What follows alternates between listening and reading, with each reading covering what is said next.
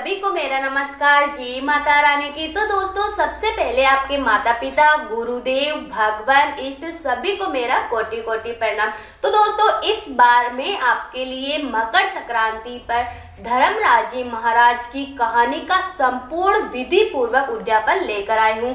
कैसे आपको उद्यापन करना है, उद्यापन में क्या क्या सामग्री आपको इस्तेमाल करनी है और कैसे इसकी विधि पूर्वक इसको पूर्ण करना है, जिससे आपको धर्मराज जी महाराज की कहानी का फल की प्राप्ति हो सके। तो चलिए शुरू करते हैं आज का वीडियो। सबसे पहले दोस्तों, धर्मराज जी महाराज की कहानी कोई साल भर सुनता है, कोई 6 महीने सुनता है, कोई 1.25 महीने सुनता है या कोई 15 दिन सुनता है, ये 7 दिन सुनता है। जैसी आपकी श्रद्धा हो वैसे आप धर्मराज जी महाराज की कहानी सुन सकते हैं। आपकी जैसी श्रद्धा हो वैसे आप विधि विधान के पूर्वक धर्मराज जी महाराज की कहानी सुन सकते हो। इसलिए यह कहानी अपनी श्रद्धा के अनुसार आप सुनिए। यह कहानी आप मकर संक्रांति से लेकर अगले मकर संक्रांति तक आप इस कहानी को सुनकर इसका अगले मकर संक्रांति तक उद्यापन कर सकते हो।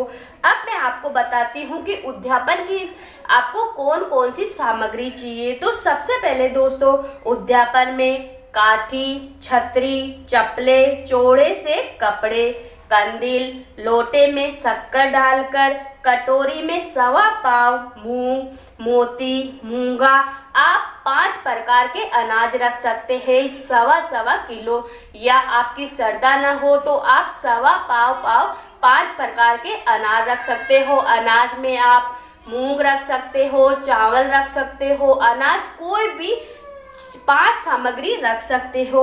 यमराज जी की लोहे की मूर्ति, धर्मराज जी महाराज की सोने की मूर्ति, चांदी का चांद, सोने का सूरज, चांदी का साठिया आदि, ये सब आपको उद्यापन की सामग्री में रखना है। तो दोस्तों, आप इसमें से जो आपकी श्रद्धा हो उतना आप सामान अपनी सामर्थ्य के अनुसार रख सकते हो। आपकी हैसियत हो उतना सामान रख सकते हो। ये धर्मराज जी महाराज की उद्यापन की सामग्री है। आपकी जैसी क्षमता हो वैसी आप थोड़ा थोड़ा सामान इसमें से रख सकते हो। अब मैं आपको बताती हूँ कि आपको मकर संक्रांति पर धर्मराज जी महाराज का उद्यापन कैसे करना है। तो दोस्तों, सबसे पहले आप मकर संक्रांति के दिन सुबह जल्दी उठिए। उठकर अच्छे से घर की साफ सफाई कर लीजिए। उसके बाद स्नान आदि करके साफ सुथरे कपड़े पहन के उसके बाद आप अपने घर में एक सुंदर सा मंडप सजाइए, जिसमें 4 स्तंभ हो।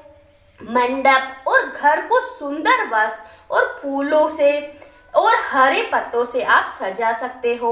मंडप के भीतर श्री धर्मराज जी महाराज और चित्रगुप्त महाराज की प्रतिमा या चित्र आप स्थापित करें। उसके सामने आचार्य द्वारा सर्वतोमुद्र मंडल स्थापित कराए। भद्र मंडल से बाईं ओर नवग्रह तथा दाहिनी तरफ 16 मातृका की स्थापना करें।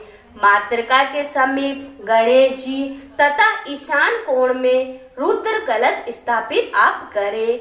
उस पर यथाशक्ति स्वर्ण या चांदी की धर्मराज जी महाराज की मूर्ति स्थापित करें। इसके बाद सभी देवताओं का आप पूजन करें और प्रधान देव के रूप में आप श्री धर्मराज जी महाराज का विनम्र भाव से श्रद्धा युक्त होकर षोडशोप उपचार से पूजन करें।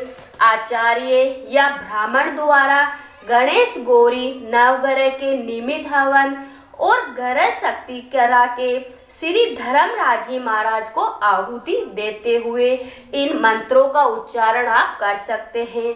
ओम यमाय नमः स्वाहा, ओम धर्मराजाय नमः स्वाहा, ओम मृत्युवे नमः स्वाहा, ओम अंतकाय नमः स्वाहा, ओम कालाय नमः स्वाहा, ओम सर्वभूताय नमः स्वाहा, ओम चित्राय नमः स्वाहा, ओम चित्रगुप्त नमाय स्वाहा।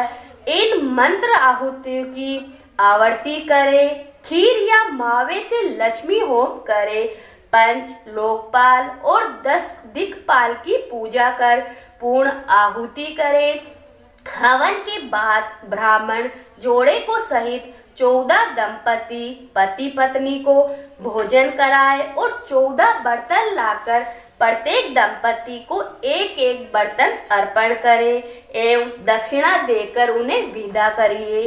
ब्राह्मण को धर्मराज जी महाराज की सोने या चांदी की प्रतिमा या गो अन्न वस्त्र आदि देकर अभिवंदन करें। उसके बाद आप उपवास एक समय भोजन करते हुए अपने रिश्तेदारों को भी भोजन करा सकते हैं। इस कार्य के एक दिन पहले रात को अर्थात मकर संक्रांति से एक दिन पहले श्री धर्मराज जी महाराज की कथा संकीर्तन एवं रात्रि जागरण का भी विधान है। अगर आपकी क्षमता सामर्थ्य हो तो आप मकर संक्रांति से एक दिन पहले धर्मराज जी महाराज का जागरण करवा सकते हो। अगर नहीं हो तो आप अपने इच्छा अनुसार धर्मराज जी महाराज का उद्यापन कर सकते हो। जो मनुष्य इस व्रत का विधि विधान पूर्वक उद्यापन करता है उसे कथा के पूर्ण फल की प्राप्ति होती है और भगवान धर्मराज जी महाराज उस प्राणी पर प्रसन्न होकर सदैव उसकी रक्षा करते हैं। वह मनुष्य धर्मराज जी महाराज की कृपा से दीर्घ आयु प्राप्त करता है। इस धरती पर वह सुख से पुत्र पौत्रों सहित जीवन यापन करके और समस्त पापों से मुक्त होकर नरक की यातनाओं से बचकर वैकुंठ लोक को प्राप्त होता है। तो बोलो धर्मराज जी महाराज की जय हो। तो दोस्तों ये थी धर्मराज जी महाराज की कहानी का संपूर्ण विधि पूर्वक उद्यापन। आप इसमें अपनी क्षमता और सामर्थ्य के अनुसार उद्यापन कर सकते हो। दोस्तों धर्मराज जी महाराज अपनी प्रेम और श्रद्धा के भूखे हैं। आप इसमें से मैंने आपको धर्मराज जी महाराज की संपूर्ण सामग्री और उसकी विधि पूर्वक उद्यापन आपको कैसे करना है वो सब बता दिया है। अब मैं मेरे अगले वाले वीडियो में हम आपके लिए धरती माता की संपूर्ण विधि पूर्वक उद्यापन की जानकारी लेकर आऊंगी। तो दोस्तों आज का वीडियो देखने के लिए आपका बहुत बहुत धन्यवाद।